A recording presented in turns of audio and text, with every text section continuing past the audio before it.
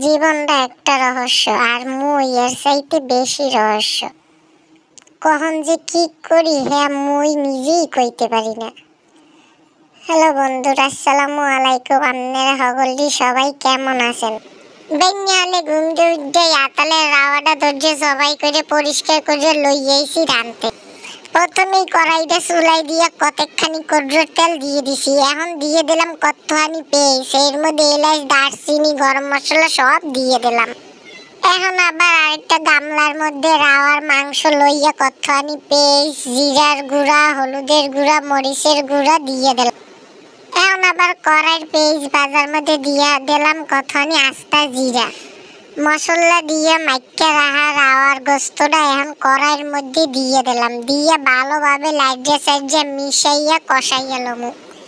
দেশি রাওয়ার গোস্ত সেদ্ধ হইতে অনেক সময় লাগে, হের লেগিয়া মুই অনেকক্ষণ বইয়া এই রাওয়ার গোস্তটা কষাইতে থাকবো।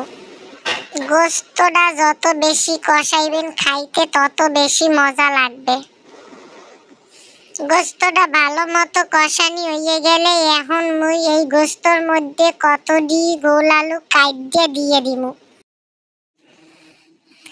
এখন মুই গোস্তর লগে এই গোল আলুটি ভালো মতো কষাই এলমু।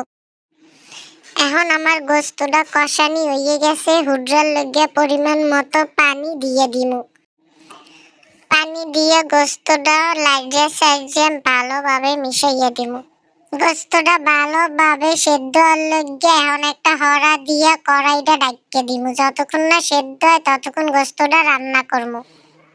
এখন মগু গোস্ত রান্না হয়ে গেছে, হড়াটা উড়াইয়া লাইজা সাইজে নামাই খেলামু। আরেকটা কথা, আপনারা মনে করছেন কি মুই গোস্তের মধ্যে আদা রসুন দিই নেই? আদা রসুন ছাড়াই গোস্তটা রান্না করে ঝালাইছি। আসলে না, আদা রসুন দেওয়ার ভিডিওটা মোট ডিলিট হয়ে গেছে। আপনারা রান্নার সময় আদা রসুন দিয়ে লইবেন। এখন মোরা মগো গাছের কচি কদু ভাজি করমু। ভাজি করার লইগা কদুটা ছোলা সহই মোরা কুচি কুচি করিয়া কাটিয়ে লইছি। হেইপর কদুটারে পানির মধ্যে কসলাইয়া ভালো মতো চিপা ধুইয়া লইছি। কড়াইয়ের মধ্যে কতখানি সমিন তেল ও পেঁয়াজ দিয়ে ভালো মতো ভাজিয়ে লইছি। ভাজিয়ে কদুগুলা দিয়ে দিছি। এর মধ্যে দিয়ে দিছি কতখানি কাঁচামরিচ, হলুদের গুঁড়া ও নুন। এখন ভালোভাবে লাইজে সাইজে মিশাইয়া নিমু। দেন মোর কদু ভাজিটা একটু পানি বাইর হয় না। আপনারা কদুটা ধুইয়া এরপর চিপা পানিটা হালাইয়া রানবেন। আপনাকেও কদু ভাজিতে কোনো পানি বাইর হইবে না। মগো কদু ভাজিটা এখন হয়ে গেছে, এখন মোরা কদু ভাজিটা নামাইয়া হালামু।